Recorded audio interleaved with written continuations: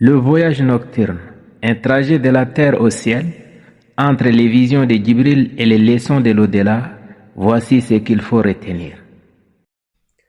بسم الله الرحمن الرحيم الحمد لله رب العالمين وصلى الله وسلم على سيدنا محمد طه الأمين وعلى آله وصحبه الطيبين الطاهرين اللهم لا سهل إلا ما جعلته سهلا وأنت يا حي يا قيوم تجعل الحزن إذا شئت سهلا اللهم علمنا ما جهلنا اللهم علمنا ما جهلنا وذكرنا ما نسينا وانفعنا بما علمتنا وزدنا علما.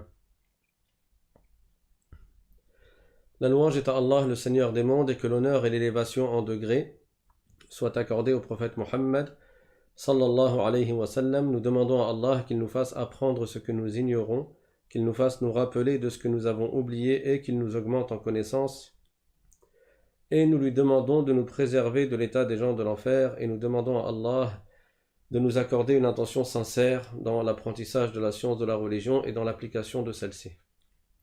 Donc on avait commencé à parler du voyage nocturne du prophète sallallahu alayhi wa sallam. On a dit qu'il est parti de la Mecque jusqu'à Jérusalem à l'aide d'un buraq, et il était avec l'ange Jibril alayhi salam, et durant son voyage il a vu plusieurs choses qui étaient étonnantes, et à chaque fois Jibril alayhi salam lui expliquait que signifiaient ces choses-là que le prophète sallallahu alayhi wa sallam voyait. Et dans la nuit du voyage nocturne, le prophète sallallahu alayhi wa sallam, il a vu des gens qui paissaient comme des moutons, du verbe paître, et ils mangeaient des plantes épineuses, et ils avaient sur leur zone de pudeur des étoffes, donc des morceaux de tissu, pour couvrir la zone de pudeur. Donc ils mangeaient des choses qui étaient piquantes, donc douloureuses, et ils étaient comme des animaux. Le prophète sallallahu alayhi wa sallam, il a demandé à Jibril alayhi salam qui sont ces gens-là, ô Jibril, man haoula, et Jibril alayhi salam, il a répondu haoula alladhina la yu'adduna az-zakah, c'est-à-dire que ces gens-là, ce sont ceux qui ne payent pas la zakat. Et je rappelle que la zakat fait partie des piliers, ou plutôt des plus grands devoirs en islam. Le prophète sallallahu alayhi wa sallam, quand l'ange Jibril alayhi salam est venu à lui sous l'apparence d'un homme. Bien sûr, quand il prend l'apparence d'un homme, c'est sans l'appareil génital. Et il lui a posé des questions dans le fameux hadith qu'on appelle hadith ou Jibril. On a déjà parlé de ce hadith à plusieurs reprises. C'est Omar radiyallahu anhu qui raconte et qui dit Baynama nahnu julusun inda rasulillahi sallallahu alayhi wa sallam, il a dit, j'ai oublié le terme du hadith, en tout cas, il explique en disant, quand on était assis avec le prophète sallallahu alayhi wa sallam, un homme est venu, et cet homme-là, nous on ne le connaissait pas, et en même temps, il n'avait pas les traces du voyage. Parce que dans le passé, quand quelqu'un était dans la ville, on le connaissait, et s'il venait d'un voyage, il avait de la poussière sur les vêtements, etc. Et donc, Omar radiyallahu anhu, il poursuit et il dit, شديد بياض الثياب شديد سواد الشعر لا يعرفه أحد منا ولا يرى عليه أثر السفر. Il avait des vêtements très blancs, il avait les cheveux très noirs, personne d'entre nous ne le connaissait et il n'avait pas l'air d'être venu d'un voyage. Donc c'était étonnant. Il s'est assis à côté du prophète sallallahu alayhi wa sallam. فأسند ركبتيه إلى ركبتيه ووضع كفيه على فخذيه. Donc il a mis vraiment ses genoux au niveau des genoux du prophète, il a mis ses mains sur les cuisses du prophète sallallahu alayhi wa sallam, et après il a dit Ya Muhammad akhbirni anil islam, il a dit parle-moi de l'islam ô Muhammad. Et là le prophète sallallahu alayhi wa sallam, il lui a dit Al-islamu an tashhada an la ilaha illallah wa anna Muhammadan rasulullah وتقيم الصلاة وتؤتي الزكاة وتصوم رمضان وتحج البيت إن استطعت إليه سبيلا.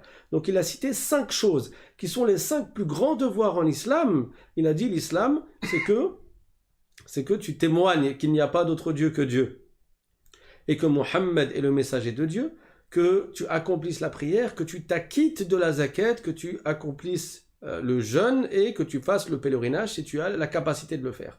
Donc dans ces 5 principaux devoirs en islam, il y a la zakat. Aujourd'hui, peu sont ceux qui payent la zakat. les gens ne prêtent pas attention à cela. Ils sont toujours à la course vers le fait d'avoir plus d'argent. Et cette course vers l'argent, cet attachement à la dunya, elle fait que ils ne veulent pas partager. Parce que s'ils partagent, ils se disent j'aurai moins, alors que moi je veux avoir plus. Et ça, c'est à cause du manque de foi. Parce que celui qui a la foi et qui a confiance en Allah et en son messager, sallallahu alayhi wa sallam, alors il prend en compte le hadith du prophète, sallallahu alayhi wa sallam, ma naqasa malun min sadaqa. Quelqu'un qui fait une aumône, en réalité, il ne va pas perdre. Parce que même si mathématiquement il a moins d'argent, Allah Ta'ala lui accorde de la bénédiction dans ses biens. Et peut-être il aura encore plus d'argent par la suite, par la cause de cette bonne action qu'il a faite, qui est de faire une aumône. Que dire alors d'une aumône qui est obligatoire? Parce que la zakat, ça n'est pas n'importe quelle aumône. C'est une aumône qui est obligatoire. Et Allah Ta'ala nous apprend dans un hadith qudsi, وَمَا تَقَرَّبَ إِلَيَّ عَبْدِي بِشَيْءٍ أَحَبَّ إِلَيَّ مِمَّا افْتَرَضْتُ عَلَيْهِ. C'est-à-dire que la personne, elle gagne encore plus de récompenses par ce qui est obligatoire, lorsqu'elle accomplit les obligations. Ça veut dire, par les actes obligatoires, elle gagne plus de hasanat que par les actes surérogatoires. Et donc payer sa zakat, c'est encore plus méritoire que de donner une aumône qui n'est pas obligatoire. Et la zakat, ça correspond dans beaucoup de situations à 2,5% de ce que tu possèdes. Donc quand tu dépasses un certain seuil, qui équivaut en ce moment à peu près à 300-400 euros, hein, mais à partir du moment où tu dépasses ce seuil-là, tu vas compter un an, une année lunaire, et à la fin de l'année lunaire, si tu as toujours de l'argent qui est au-dessus de ce seuil, alors tu vas payer 2,5%. Donc tu divises ton argent par 40 et tu donnes ce 40e-là. C'est pas grand-chose. Ça veut dire que sur 1000 euros, tu vas donner 25 euros. Et 25 euros, souvent je donne des petits exemples, c'est rien 25 euros. Pour ceux qui fument, c'est 2 paquets de cigarettes. Je parle en France, parce que dans d'autres pays... Bref, c'est 2 grecs ou bien une place de cinéma avec les pop-corn, etc. Donc c'est pas grand-chose. Sur un an, et malgré ça, les gens ils donnent pas parce qu'ils se disent oui, j'ai pas assez d'argent, ou ils y pensent pas. Alors que ça fait partie des grands devoirs. Et il y a aussi la zakat qu'on appelle la zakat sur le commerce. Quand quelqu'un fait un commerce, il a une zakat à payer sur ce commerce-là. Et combien de gens sont des commerçants et ils ne payent pas la zakat? Ou alors des gens, ils ont de l'or, ils ne payent pas la zakat sur leur or, et ainsi de suite. Donc ces gens-là, ils méritent un grand châtiment dans l'au-delà. Et celui qui n'a pas payé la zakat pendant des années, c'est comme la prière. C'est une dette qui est à sa charge et donc il doit s'en acquitter et il doit rembourser ce qu'il doit aux ayants droit.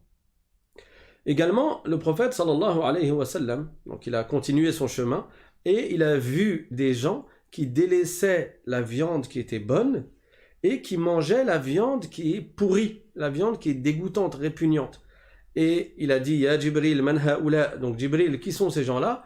Et Jibril, alayhi salam, lui a dit, haoula min ummatika, alladhina yada'ouna al-halal al-tayyib wa yat'amouna al-haram. Ce sont, wa hum az-zunah. C'est-à-dire, ce sont les gens de ta communauté qui délaissent le halal et qui vont dans le haram. C'est-à-dire les fornicateurs, ceux qui délaissent la relation licite dans le mariage et qu'ils vont s'adonner à des actes interdits dans l'illicite, et ce sont les fornicateurs. Et la fornication, c'est tellement un grand péché, un péché grave, enfin, tous les péchés sont graves, mais ce péché fait tellement partie des plus graves des péchés, que le prophète sallallahu alayhi wa sallam a dit « La yazni zani hina yazni wa huwa mu'min ».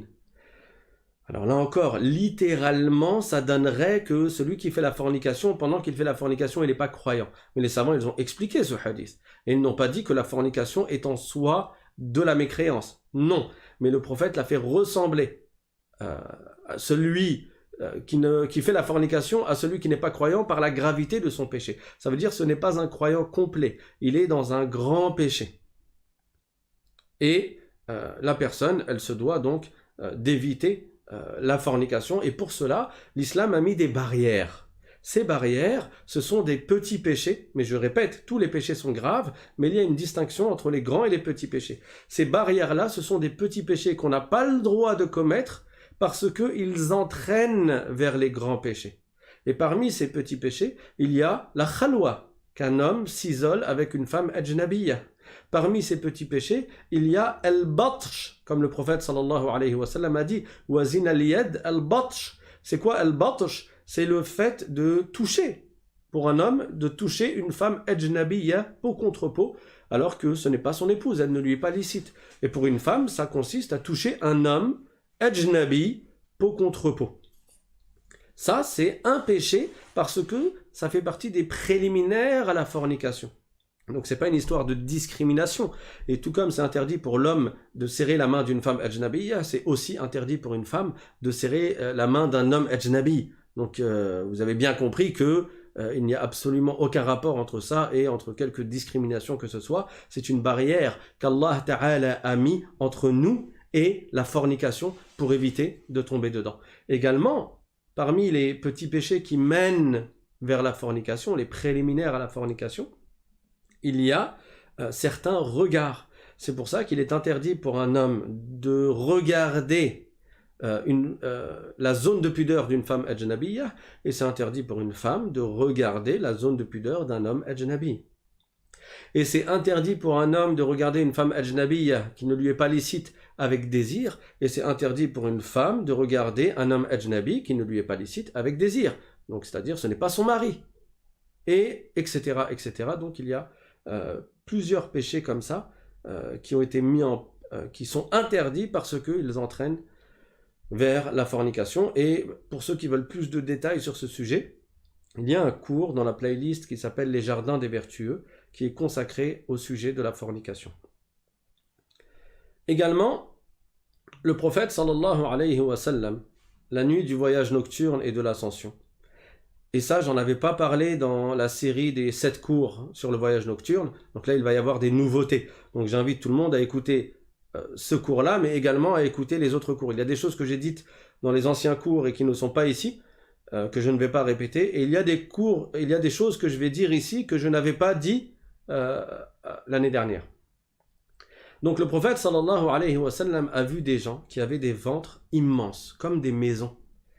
Ils avaient des ventres tellement gros, tellement immenses, que quand ils voulaient se lever, ils tombaient immédiatement. Ils n'arrivaient pas à se lever et ils répétaient, ils disaient « Allahumma la tuqimis sa'a » Allahumma la tuqimis sa'a. C'est-à-dire, oh Allah, ne fais pas arriver l'heure du jugement dernier. Fais que ça n'arrive pas maintenant. Et le prophète, sallallahu alayhi wa sallam, il a demandé à Jibril, man ha'ula, qui sont ces gens-là qui ont un ventre énorme, comme une maison, au point qu'ils ne peuvent pas se lever. Jibril alayhi salam lui a dit, ces gens-là, ce sont ceux de ta communauté qui mangent le gain usuraire, qui consomment l'usure. Le gain usuraire, c'est un grave péché, c'est un grand péché, qui peut avoir lieu de plusieurs sortes. Et une des sortes les plus connues et les plus répandues à notre époque, c'est que la personne, elle prête de l'argent à quelqu'un à condition que l'autre lui rende plus d'argent.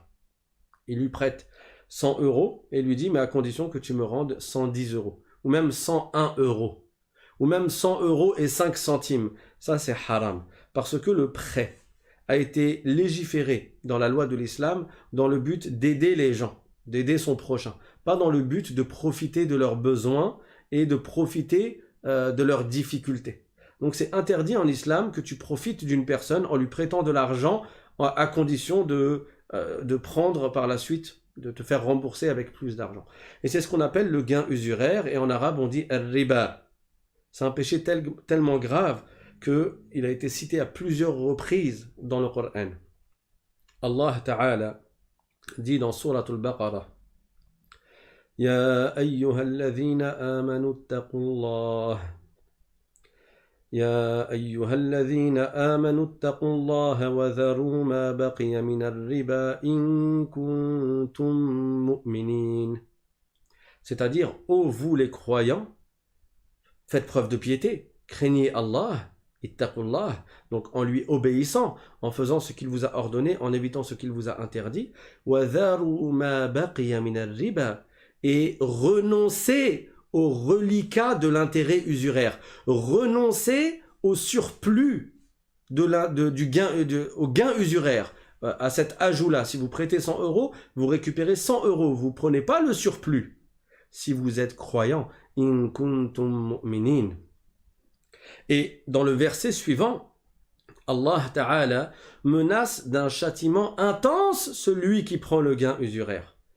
فَإِن لَمْ تَفْعَلُوا فَأْذَنُوا بِحَرْبٍ مِّنَ اللَّهِ فَإِن لَّمْ تَفْعَلُوا فَأْذَنُوا بِحَرْبٍ مِّنَ اللَّهِ وَرَسُولِهِ وَإِن تُبْتُمْ فَلَكُمْ رُؤُوسُ أَمْوَالِكُمْ لَا تَظْلِمُونَ وَلَا تُظْلَمُونَ.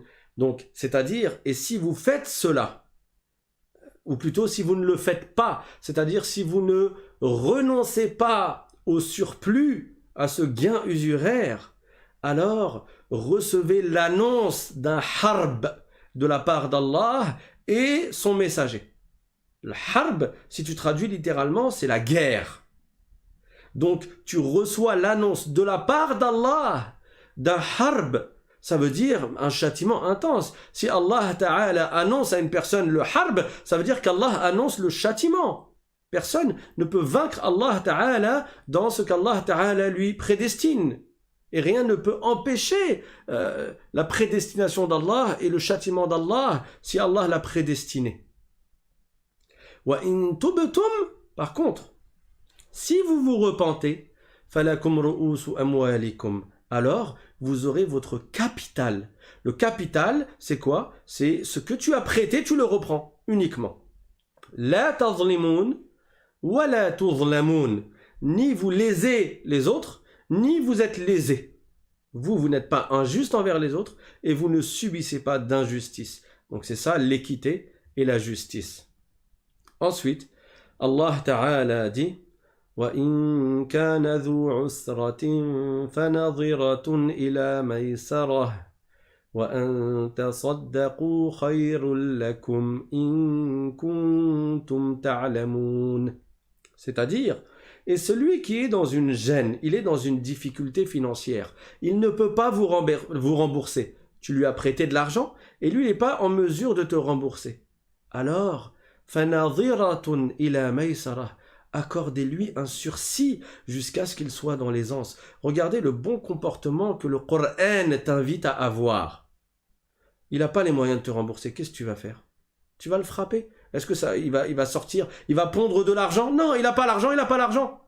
Donc, tu fais preuve de patience. Et toi, tu gagnes des hasanat, et lui, tu lui facilites. Et le prophète, sallallahu alayhi wa sallam, a dit « Wallahu fi auni al-abdi ma kana al-abdu fi auni akhih » Allah accorde l'aide à son esclave tant que son esclave aide son frère. Donc toi, tu lui as prêté de l'argent pour l'aider. Pourquoi maintenant tu veux te retourner contre lui? Il est dans la difficulté. Il n'est pas dans la mesure, dans la capacité de te rembourser.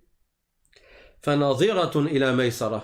Alors, fais preuve de patience, accorde-lui un sursis. وَأَن تَصَدَّقُوا خَيْرٌ لَكُمْ. Regardez, le Coran va encore plus loin. Et si vous lui faites une remise de dette, c'est encore mieux. Ça veut dire que par charité, tu lui dis tu me dois 1000 euros, vas-y, je te laisse que 500 euros. J'annule la dette de 500 euros et on considère que maintenant tu me dois que 500 euros. Ou mieux encore, tu me devais 1000 euros, vas-y, tu me dois plus rien. Je te pardonne ta dette. Ça fait mériter énormément de récompenses et c'est une cause pour que la personne soit sous l'ombre du trône au jour dernier, que la personne soit pardonnée par Allah Ta'ala. وَأَن تَصَدَّقُوا خَيْرٌ لَكُمْ إِن كُنتُمْ تَعْلَمُونَ. Si seulement vous saviez. Si vous saviez à quel point vous êtes gagnant à pardonner la dette de la personne qui est dans la difficulté, vous ne renoncerez pas à cet acte de charité. Vous vous précipiteriez pour gagner ces hasanat. Et dans le verset suivant, Allah Ta'ala dit وَاتَّقُوا يَوْمًا تُرْجَعُونَ فِيهِ إِلَى اللَّهِ ثُمَّ تُوَفَّى كُلُّ نَفْسٍ مَا كَسَبَتْ وَهُمْ لَا يُظْلَمُونَ. C'est-à-dire, et craignez le jour où vous serez ramenés vers le jugement d'Allah. Et chaque âme, elle sera rétribuée de ce qu'elle aura acquis, de ce qu'elle aura fait dans ce bas monde, et personne ne sera lésé. وَهُمْ لَا يُظْلَمُونَ. Et c'est le dernier verset qui a été révélé au prophète Muhammad sallallahu alayhi wa sallam.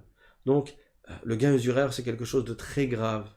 Et combien de gens, par cupidité, tout simplement, par avidité, par amour pour l'argent, et par manque de confiance en Allah, parce qu'ils ont toujours peur de ne pas avoir assez d'argent, de ne pas avoir assez de subsistance, combien de gens tombent dans le gain usuraire? Combien?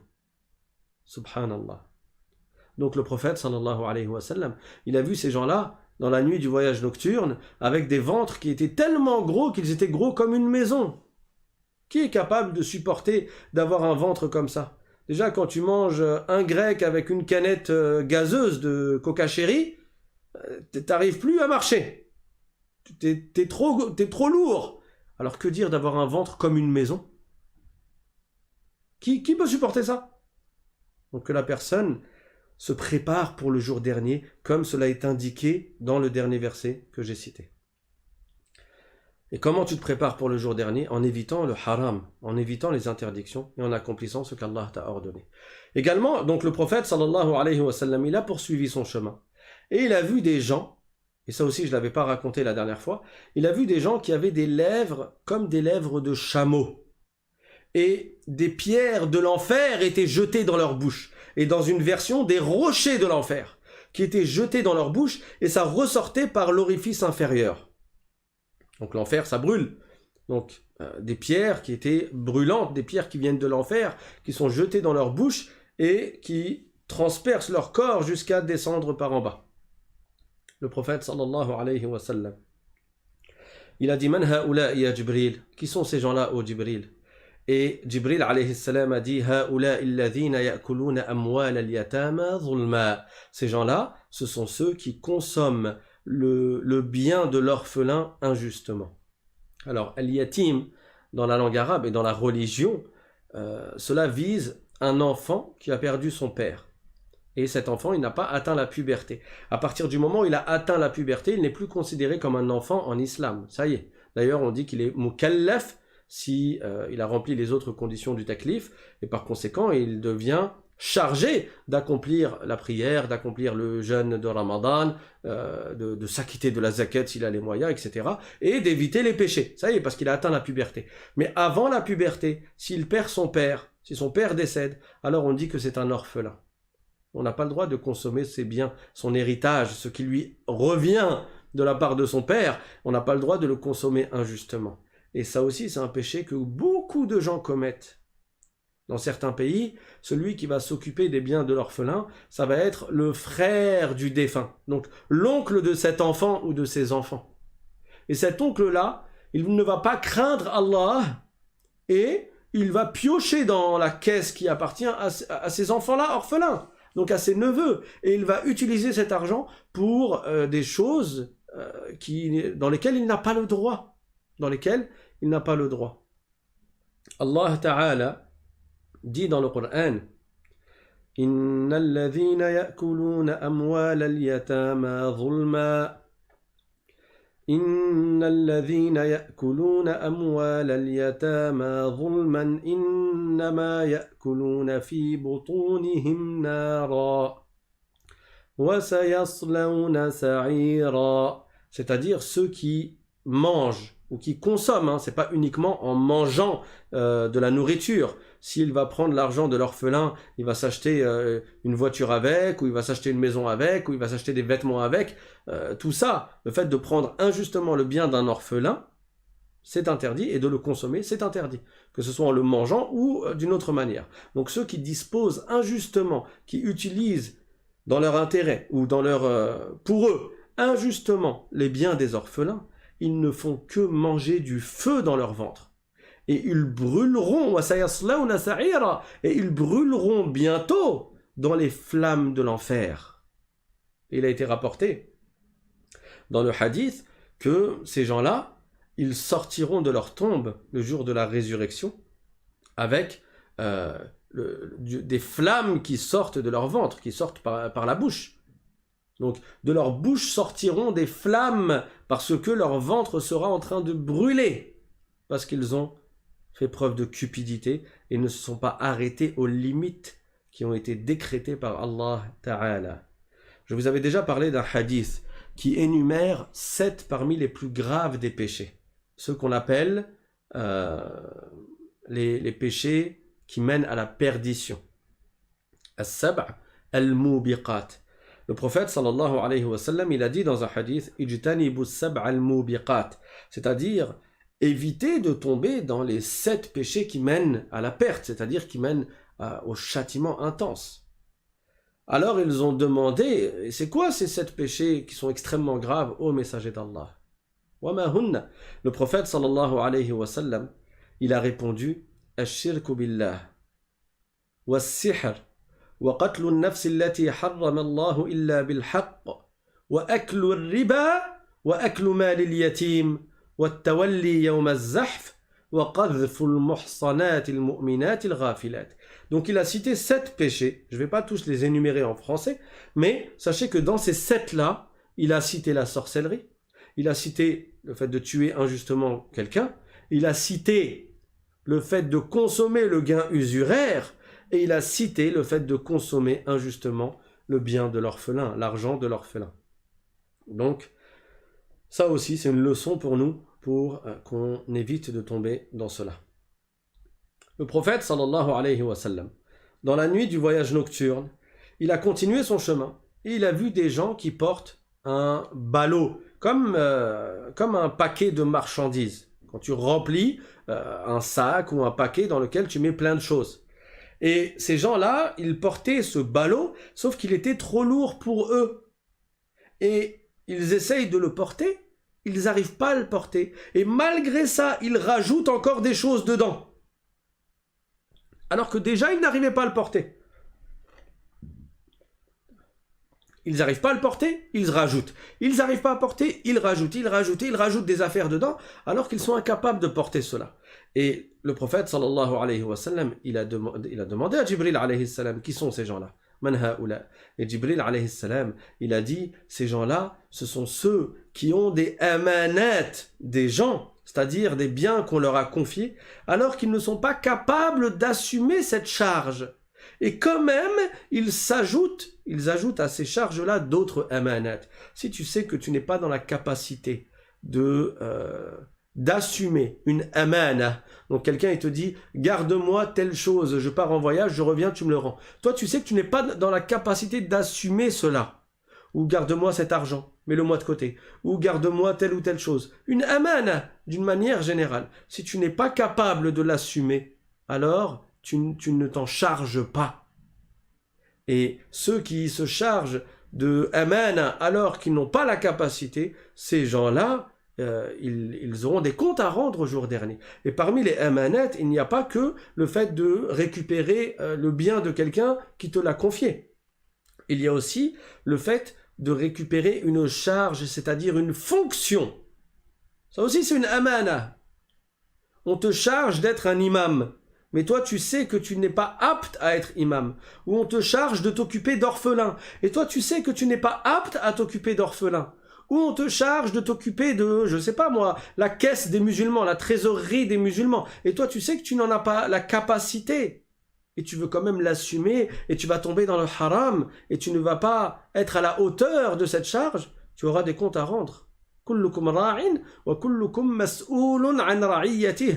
Le prophète sallallahu alayhi wa sallam a dit que on aura tous des comptes à rendre sur la charge qui nous a été donnée. L'a-t-on accompli honorablement ou bien avons-nous fait preuve d'injustice dedans?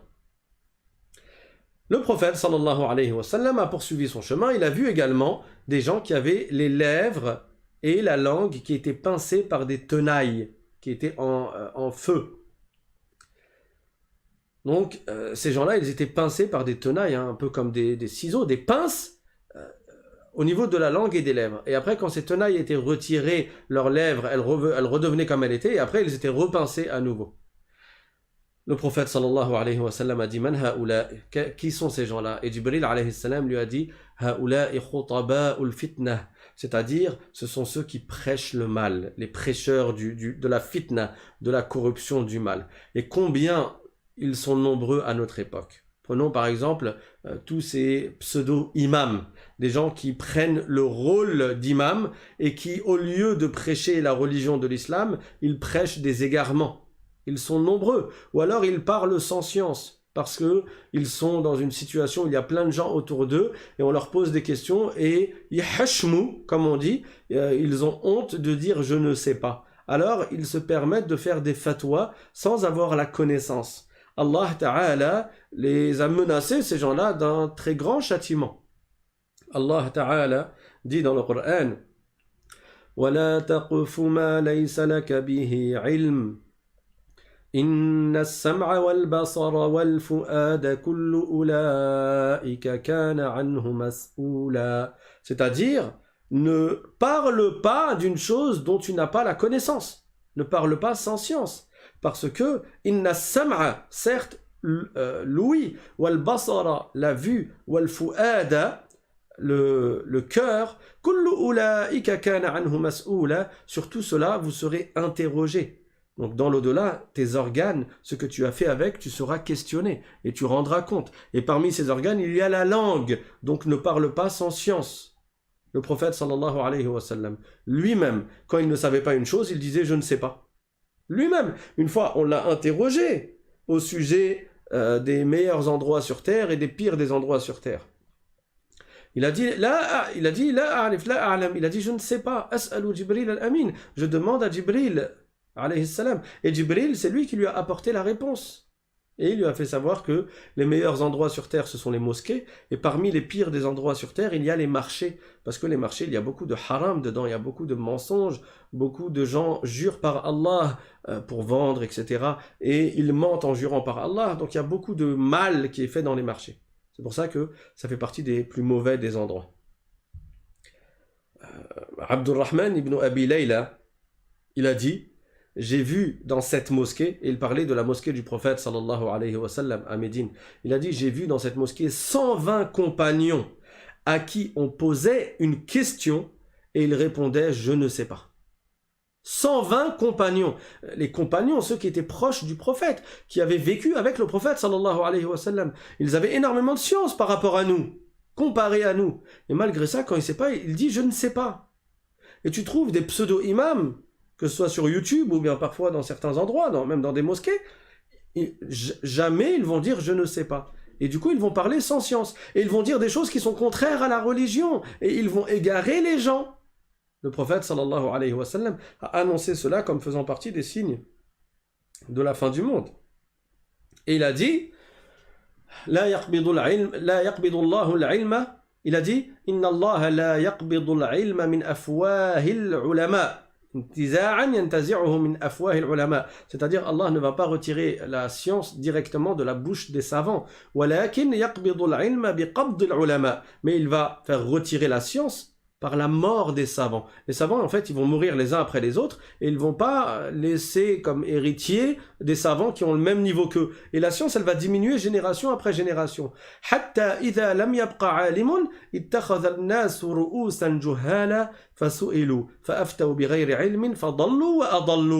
C'est-à-dire, jusqu'à un point où, quand il n'y aura plus de savants, les gens vont prendre comme savants des ignorants qui seront interrogés, qui répondront sans science et ils égareront les autres et ils s'égareront eux-mêmes. Et ce hadith est rapporté par Al-Bukhari dans son Sahih. Donc, ça montre bien que cela existe. Et actuellement, ça existe à foison. Il y en a à l'appel des gens qui parlent dans l'islam et qui contredisent le Coran et qui contredisent la parole du prophète Mohammed sallallahu alayhi wa sallam, ou alors qui vont utiliser des versets du Coran et des hadiths, mais ils vont les décontextualiser et ils vont les sortir de leur sens et ils vont leur donner un autre sens pour rendre licite ce qu'Allah a rendu illicite ou bien pour rendre illicite ce qu'Allah a rendu licite. Abu Bakr, radiyallahu anhu, une fois on l'a interrogé au sujet d'un verset, wa fakihatan wa abba, et c'est le meilleur compagnon du prophète sallallahu alayhi wa sallam. Il a dit Ayyu sama'in tudhilluni wa ayyu ardin tuqilluni in qultu fi kitabillahi ma la a'lam. C'est-à-dire quel ciel va me couvrir et quelle terre va me porter. C'est-à-dire qu'est-ce qui va me protéger du châtiment d'Allah si je dis une chose au sujet du Coran alors que je n'ai pas la connaissance. Et l'imam Ali radiyallahu anhu, il a dit wa bardaha 'ala al-kabid. Littéralement, ça donne quelle fraîcheur pour mon foie. Ce qu'il veut dire, c'est ah, qu'est-ce que ça m'apaise, qu'est-ce que ça me fait du bien. Ils lui ont dit Ma hiya? Ils lui ont dit de quoi tu parles? Il a répondu La adri hina la adri.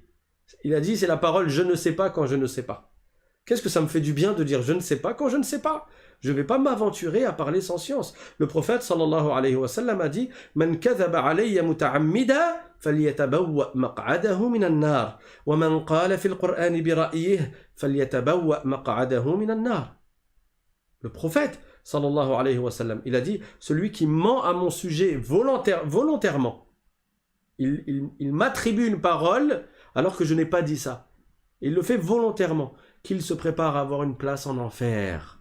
En enfer, ça veut dire que c'est un grand péché de parler sans science. Et il a dit, et celui qui parle au sujet du Coran en donnant son propre avis, il parle sans science, فَلْيَتَبَوَّأْ مَقْعَدَهُ مِنَ النَّارِ, alors qu'il se prépare à avoir une place en enfer. Et dans un autre hadith, le prophète sallallahu alayhi wa sallam a dit Man afta bi ghayri ilmin la'anathu malaikatu as-sama'i wal ard. C'est-à-dire celui qui parle, qui donne une fatwa sans science, alors il est maudit par les anges des cieux et par les anges de la terre. Donc quand le prophète sallallahu alayhi wa sallam a vu ces gens qui avaient les lèvres et la langue pincées par des tenailles, Jibril alayhi salam lui a dit ces gens-là ce sont khutaba'ul fitna, ce sont ceux qui font des prêches mais qui prêchent la mauvaise parole. Abdullah ibn Omar ibn al-Khattab radiyallahu anhu, il a dit une fois Al-ilmu thalatha, ayatun muhkamah, wa sunnatun madiyah, wa la adri. Il a dit la science c'est trois choses. Les versets du Coran, les hadiths du prophète et la parole je ne sais pas. Donc quand on ne sait pas quelque chose, il n'y a pas de honte à dire je ne sais pas. Et il ne faut pas que la personne elle ait peur de baisser dans l'estime des gens parce qu'elle ne sait pas la réponse. Non, tu ne sais pas, tu dis je ne sais pas. Tu penses à ta tombe, tu penses au jour des comptes. Parce que parler sans science, ça mène en enfer. Parmi les choses que le prophète sallallahu alayhi wa sallam a vu également cette nuit-là, il a vu un taureau qui était énorme, qui sortait d'un genre de terrier, donc un petit trou qui était étroit, vraiment un endroit qui était étroit. Et il essayait de revenir dedans et vainement, il n'y arrivait pas. Il a dit Ma hadha ya Jibril, qu'est-ce que c'est que cela? Et Jibril alayhi salam lui a dit Hadha ar-rajulu min ummatika yatakallamu bil kalimati al-'azimati al-fasida thumma yandamu 'alayha fala yastati'u an yaruddaha. C'est-à-dire ça représente la personne de ta communauté qui dit une parole gravissime, une parole par laquelle il fait du mal et après il regrette ce qu'il a dit, mais c'est trop tard. Comme on dit kharaja as-sahmu 'anil qaws, la flèche est sortie de son arc, la parole est sortie de la bouche. Tu peux plus faire revenir la flèche. La flèche quand elle est partie, ça y est, elle prend sa direction et elle va piquer. La personne qui dit une parole où il va blesser quelqu'un, celui-là après il va y avoir des conséquences. Il a beau regretter, les conséquences elles ont lieu quand même. Je vous ai déjà dit à plusieurs reprises la parole d'un homme, un vers de poésie dans lequel il dit Jirahatu sinani la alti'amu wa la yaltamu ma jaraha al-lisanu. C'est-à-dire les blessures qui sont faites par les épées, elles se cicatrisent, mais les blessures qui sont faites par la langue, il se peut qu'elles ne cicatrisent pas jusqu'à la mort. Combien de gens se séparent, combien d'amitiés se fracassent, combien de familles se divisent, combien de couples se séparent à cause de la langue, à cause des paroles blessantes. Que la personne, après, elle dit « oui, je regrette, oui, j'aurais pas dû dire ». Il ne faut pas la dire, comme ça on est tranquille. Cette nuit-là, la nuit du voyage nocturne, le prophète sallallahu alayhi wa sallam, il a vu également Ad-Dajjal, le charlatan. Et le charlatan, c'est un grand menteur. Il viendra parmi les signes de la fin du monde. Il existe déjà. Il existe déjà. Il est dans une île. Il n'est pas vu des gens d'une manière générale. Preuve qu'ils n'ont pas tout vu, hein, malgré leurs satellites et tout ça. Ils n'ont pas vu Ya'juj et Ma'juj. Ils n'ont pas vu l'île dans laquelle il y a Dajjal. Donc, ils n'ont pas tout vu sur Terre. Quoi qu'il en soit, on parlera de Dajjal plus en détail quand on parlera des signes de la fin du monde. Inch'Allah, on fera une session spéciale dessus. Ad-Dajjal, c'est quelqu'un qui est borgne et qui fait partie des grands signes de la fin du monde et il causera beaucoup de mal. Il fait partie des plus grandes fitaines, des plus grands maux, M-A-U-X, qui viendront sur Terre. Au point que le prophète sallallahu alayhi wa sallam, déjà à son époque, donc il y a plus de 1400 ans, il disait à ses compagnons d'invoquer Allah Ta'ala pour qu'il les préserve de la fitna du Dajjal, du charlatan, du borgne, ceux ils appellent l'antéchrist. Les compagnons, ils faisaient le dua. Allahumma inni a'udhu bika min fitnati Dajjal. Oh Allah, je te demande de me préserver de la fitna, de la corruption semée par Ad-Dajjal. Et le prophète, sallallahu alayhi wa sallam, cette nuit, il a vu aussi quelqu'un qui était à l'écart du chemin et qui l'appelait à venir vers lui. Et il disait, ya halumma ya Muhammad, halumma ya Muhammad. Ça veut dire, viens, viens Muhammad. Et Jibril alayhi salam, il a dit au prophète, Sir ya Muhammad. Il a dit, continue ton chemin. Ça veut dire, ne prête pas attention à cette personne-là. Ne le suis pas, ne va pas vers lui. Et après, il a dit, Hadha aduwwallahi iblis. C'est l'ennemi d'Allah, Iblis. C'est l'ennemi des musulmans. Allah dit dans le Coran, Fattakhidhuhu aduwwa. Le diable, on doit le prendre pour ennemi, et donc on ne l'écoute pas, on ne le suit pas. Et le prophète sallallahu alayhi wa sallam, il a vu cette nuit-là une femme sur le bord de la route. Et cette femme, elle était très vieille, elle était âgée. Et Jibril alayhi salam lui a dit, Innahu lam yabqa min ad-dunya illa ma baqiya min umuri hadhihi al-ajuz. Il lui a dit, il ne reste de ce bas monde, comme temps à s'écouler, que ce qu'il reste de la vie de cette vieille femme. Ça veut dire, tout comme cette vieille femme, d'apparence, elle va bientôt mourir, ça y est, elle est extrêmement vieille. De la même manière, on arrive à la fin du monde. Ce qui s'est écoulé de ce monde est beaucoup plus long que ce qui reste à s'en écouler. N'est-ce pas que le prophète sallallahu alayhi wa sallam a dit « Bu'ithtu ana wa sa'a kahatayn » c'est-à-dire j'ai été envoyé moi proche du jour dernier, tout comme ces deux-là. Et il a indiqué son index et son majeur, et les a rapprochés l'un de l'autre. C'est-à-dire tout comme l'index est très proche du majeur, je suis très proche de la fin du monde. Le prophète, il y a 1400 ans. Alors que dire de nous maintenant? Certains ont dit ad-dunya qalil wa ma baqiya minha qalil walladhi laka min al-baqi qalil wa lam yabqa min qalilika illa qalil. C'est-à-dire ce bas monde est court et ce qu'il en reste, c'est encore plus court. Et ce qui t'a été donné de vivre dans ce qu'il en reste, c'est encore plus court. Et ce qui te reste à vivre dans ce qu'il t'a été donné de vivre, dans ce qui reste de ce bas monde, c'est encore plus court. Alors nous devons nous préparer pour la suite, c'est-à-dire pour le jour dernier. Et après avoir vu tout ça, le prophète sallallahu alayhi wa sallam, et il a vu d'autres choses aussi, mais que je n'ai pas citées, le prophète sallallahu alayhi wa sallam est arrivé à Jérusalem, jusqu'à arriver à la mosquée de Al-Aqsa. Et là, il a vu plein de gens, et Jibril, il l'a pris par la main, et il l'a emmené devant tous ceux qui étaient présents, et le prophète sallallahu alayhi wa sallam a fait la prière en tant qu'imam devant tous ces gens.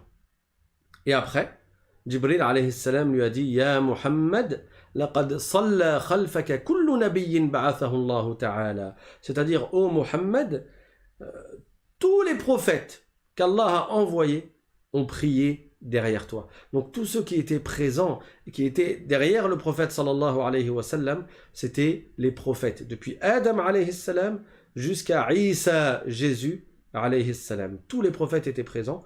Pour honorer le prophète sallallahu alayhi wa sallam, Allah les a réunis et il a prié en tant qu'imam devant eux. Et on dit que le prophète, il est imamul anbiya, l'imam des prophètes. Parce que justement, la nuit du voyage nocturne, il a prié en tant qu'imam devant tous les prophètes alayhimus salam. Et après avoir fini ce voyage nocturne, Allah Ta'ala a honoré le prophète Muhammad sallallahu alayhi wa sallam par l'ascension, al-mi'raj. C'est-à-dire que le prophète sallallahu alayhi wa sallam est monté dans les cieux. Il y a un sullam, donc une genre d'échelle qui a été mise à disposition pour le prophète sallallahu alayhi wa sallam, et c'est une échelle qui est particulière. Elle possède une marche en or suivie d'une marche en argent, et ainsi de suite. Et à la droite de cette échelle, il y avait plein d'anges. Et à gauche de cette échelle, il y avait plein d'anges. Et Jibril alayhi salam était avec le prophète sallallahu alayhi wa sallam. Et ils sont montés jusqu'au premier ciel. Et c'est ce qu'on verra. Et ils sont montés même plus haut après. Et c'est ce qu'on verra, incha'Allah ta'ala, dans le prochain cours. Donc on va s'arrêter là pour aujourd'hui. Je rappelle à ceux parmi vous qui êtes nouveaux que vous pouvez vous inscrire pour recevoir le lien des cours quelques minutes avant chaque cours par WhatsApp, quand ça marche, parce que des fois ça bug. Il suffit d'envoyer un mail à l'islam sans apostrophe .simplement@gmail.com. Là j'ai remis le chat pour quelques minutes de questions-réponses, Inch'Allah. Donc mettez à jour la page YouTube pour pouvoir accéder au chat.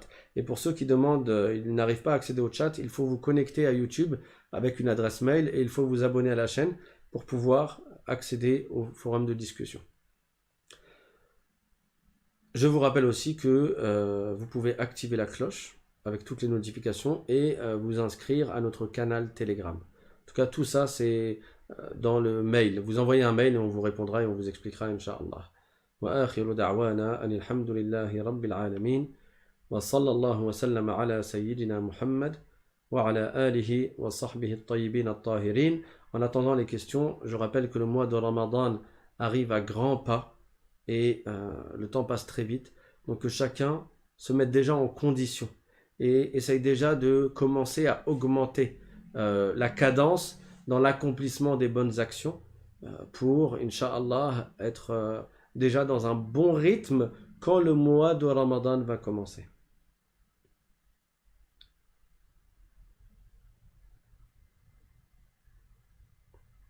Et pour ceux qui veulent plus de détails sur le chapitre du voyage nocturne et de l'ascension, je vous invite à écouter la playlist qui s'appelle Le voyage nocturne et l'ascension.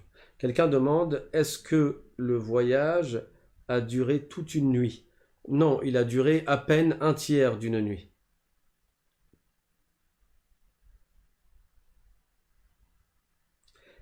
Quelqu'un demande, l'or donné de la dot, doit-on en faire la zakat? Donc si un homme, il épouse une femme, et la dot qu'il paye à la femme, c'est de l'or.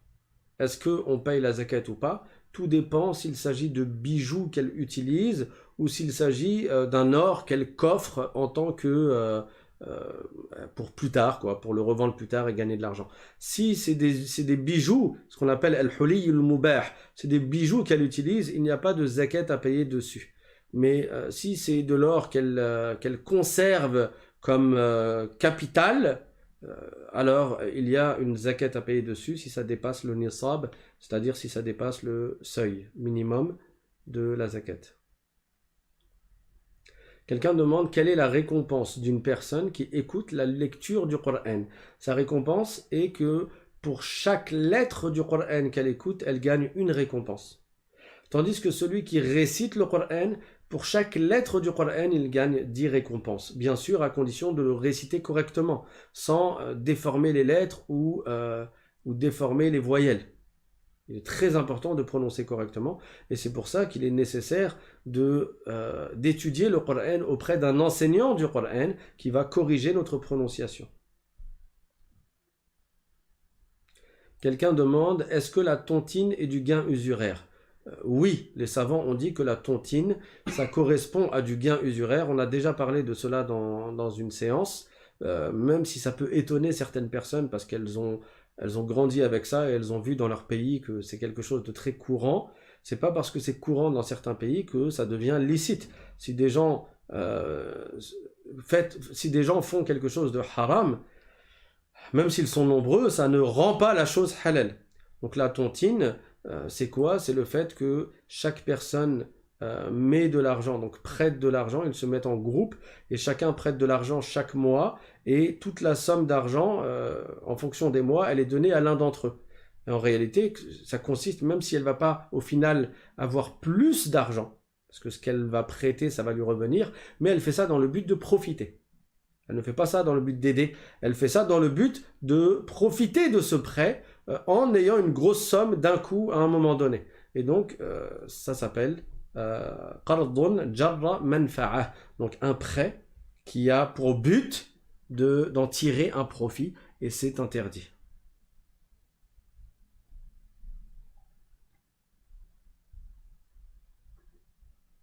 Quelqu'un demande, est-ce que quelqu'un peut faire la prière quand il est dehors?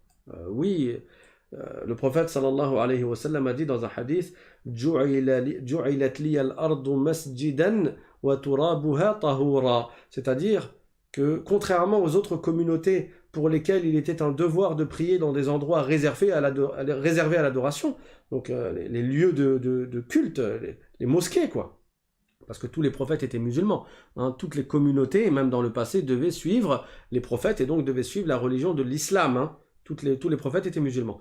Et quel que soit le nom qui était donné dans les langues différentes à l'époque, ça correspondait aux mosquées en fait. Dans les anciennes communautés. Mais dans notre communauté, Allah a abrogé cela. Et le prophète sallallahu alayhi wa sallam a dit « La terre est un lieu de prière pour moi. » C'est-à-dire que tant que l'endroit est pur et qu'il est licite, on peut prier dedans.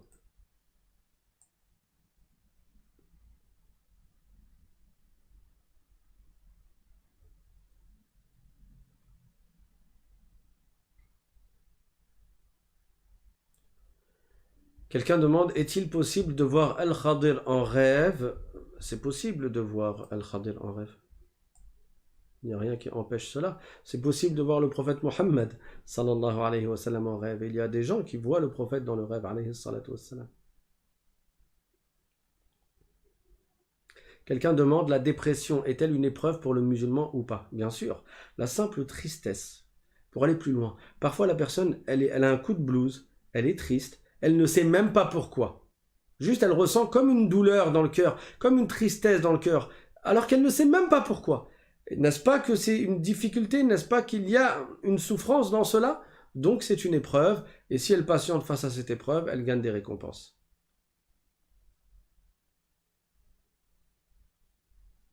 Quelqu'un demande pourquoi ne passe-t-on pas le même salam aux différents prophètes? Alors l'habitude est de dire sallallahu alayhi wa sallam pour le prophète Mohammed sallallahu alayhi wa sallam, ou ce qui est de cet ordre, et de dire alayhi salam pour ce qui est des autres prophètes.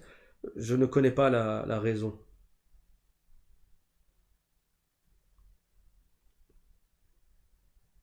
Quelqu'un demande quel est le jugement des saignements après une fausse couche pour la prière. Alors, si ce qui est sorti du corps de la femme lors de la fausse couche, c'est considéré par les spécialistes comme étant l'origine de l'être humain, le début d'un être humain, alors ce qui sort comme saignement après, ce sont les lochis, an-nifas. Et donc la femme ne fait pas la prière tant qu'elle a ses lochis.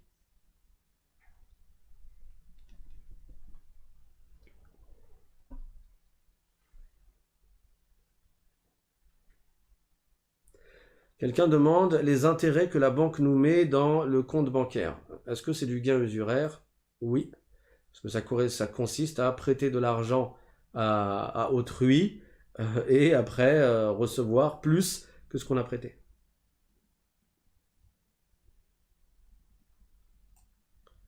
Alors quelqu'un a dit j'ai fini d'écouter toutes les playlists.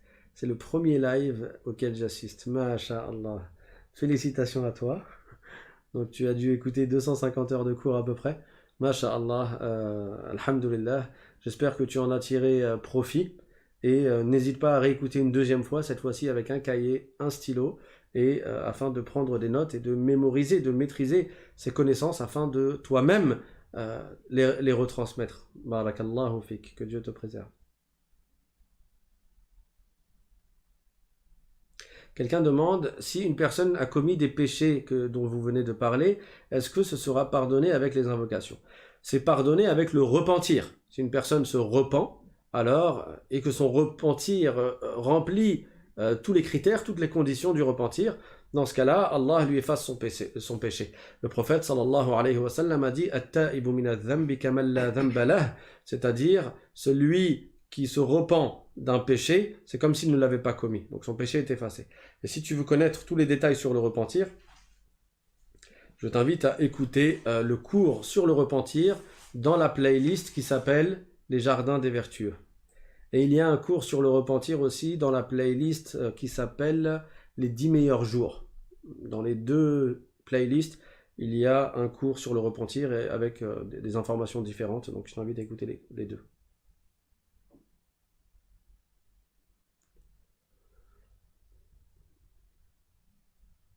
Quelqu'un demande lequel est à droite et lequel est à gauche, Rachid ou Atid. Non, c'est pas Rachid.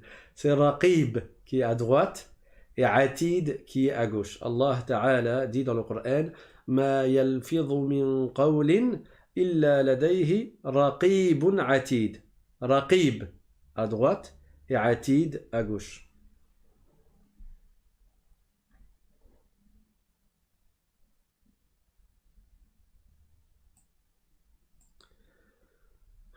Quelqu'un demande, peut-on connaître les 3 autres grands péchés qui n'ont pas été cités?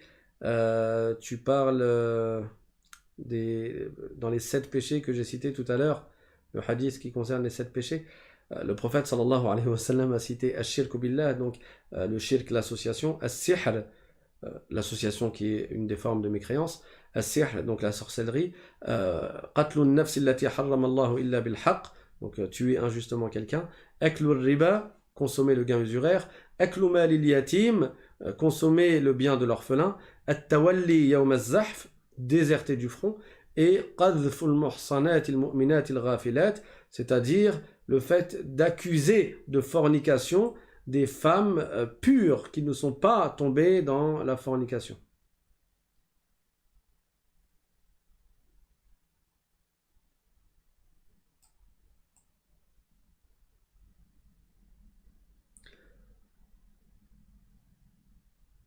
Quelqu'un demande, est-ce que 2 frères musulmans d'une femme peuvent être témoins de son mariage? Oui, s'ils remplissent les conditions, donc dignes de confiance dans certains madhahib. Est-ce que le témoin dans le mariage doit être forcément musulman? Oui, puisqu'il doit être non seulement musulman dans le madhab shafi'ite, mais en plus digne de confiance. Mais oui, ils doivent être musulmans, les témoins.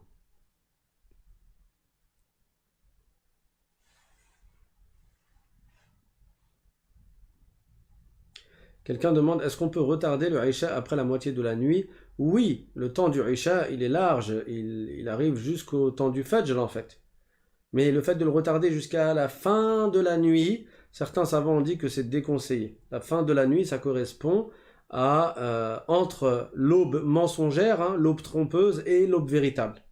Donc à peu près la dernière demi-heure. C'est déconseillé de retarder jusque-là. Mais sinon, oui, tu peux retarder jusqu'à la moitié de la nuit.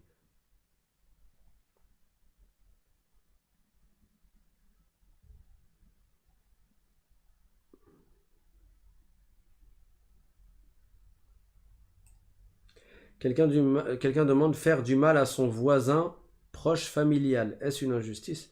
Bien sûr. Et je t'invite à écouter le cours dans la playlist Les Jardins des Vertueux. Parmi les derniers cours de cette playlist, il y a un cours qui s'appelle Le bon voisin en islam. Et dedans, je parle de cela. Quelqu'un demande à quel âge le voyage nocturne? C'est un télégramme, le message. Tu me mets juste des mots comme ça, je dois construire la phrase. Quoique non, ça va, c'est compréhensible. Donc, à quel âge du prophète, sallallahu alayhi wa sallam, a eu lieu le voyage nocturne? Il y a divergence entre les savants. Il y a divergence. C'était peu de temps avant l'émigration. Soit quelques années, soit la dernière année avant l'émigration. Il y a divergence entre les savants. Quelqu'un demande, est-ce que vous allez faire des lives tous les jours pendant le mois de Ramadan? Inch'Allah, si la santé et le temps et tous les autres trucs nous le permettent, par la volonté d'Allah, on essaiera de faire un live tous les soirs, voire 2 lives, puisqu'on a dit que on va faire un live qui sera le cours habituel, et peut-être que ça sera sur les signes de la fin du monde, et peut-être pas, et on va faire un autre live dans lequel on va apprendre ensemble Suratul Mulk. Donc il y a 30 versets, et chaque nuit on va faire un verset, on va le réciter, le répéter ensemble, et on va apprendre en même temps les règles du tajwid. Donc pour ceux qui ne savent pas lire l'arabe, je vous invite fortement, avant le mois de Ramadan, à aller sur la playlist L'Arabe Simplement. Il y a jusqu'alors 19 cours, donc dépêchez-vous de les écouter, de faire les exercices, comme ça, avant le mois de Ramadan, Inch'Allah, vous saurez lire et écrire. Et comme ça, on pourra lire, je ne mettrai pas la phonétique, je ne mettrai pas la translittération, je mettrai uniquement les versets en arabe et on les lira ensemble, vous lirez après moi, et on fera, Inch'Allah, l'exégèse des versets, la lecture et la récitation des versets et l'apprentissage par cœur. Et l'apprentissage des règles de tajwid à chaque verset, Inch'Allah. Voilà, on a dépassé l'heure, on va s'arrêter là pour aujourd'hui. Je cherche une dernière question.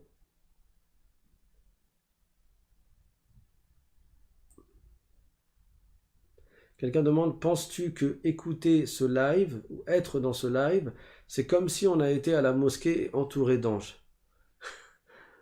Allahu A'lam, il y a du bien à apprendre la science de la religion où que l'on soit. Après, il y a un bienfait particulier à aller à la mosquée. Je ne suis pas apte à répondre à cette question.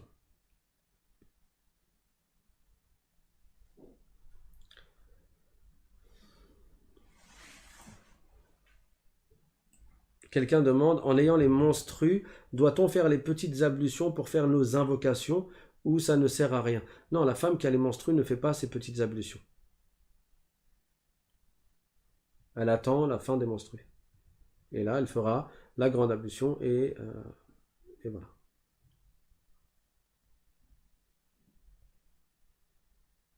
Quelqu'un demande quand il y aura des textes dans les cours d'arabe. Ben là, on arrive à la fin des lettres de l'alphabet. Donc, Inch'Allah, incessamment sous peu, on va mettre des phrases. On va les lire ensemble. Quelqu'un demande pourquoi tu hésites pour les signes de la fin du monde pendant le Ramadan. T'as d'autres sujets en tête? J'hésite parce que quand même ça demande de la révision, de la préparation et il y a peut-être d'autres sujets en tête effectivement. Et ce chapitre, il y a des choses dans lesquelles je ne rentrerai pas dedans pour des raisons qui sont obvious, assez évidentes. Donc par rapport à ça, je verrai. Est-ce qu'on parlera de ça ou d'un autre sujet? بارك الله فيك بارك الله فيكم وفينا وآخر دعوانا أن الحمد لله رب العالمين وصلى الله وسلم على سيدنا محمد وعلى آله وصحبه الطيبين الطاهرين سبحان ربك رب العزة عما يصفون وسلام على المرسلين والحمد لله رب العالمين والسلام عليكم ورحمة الله وبركاته.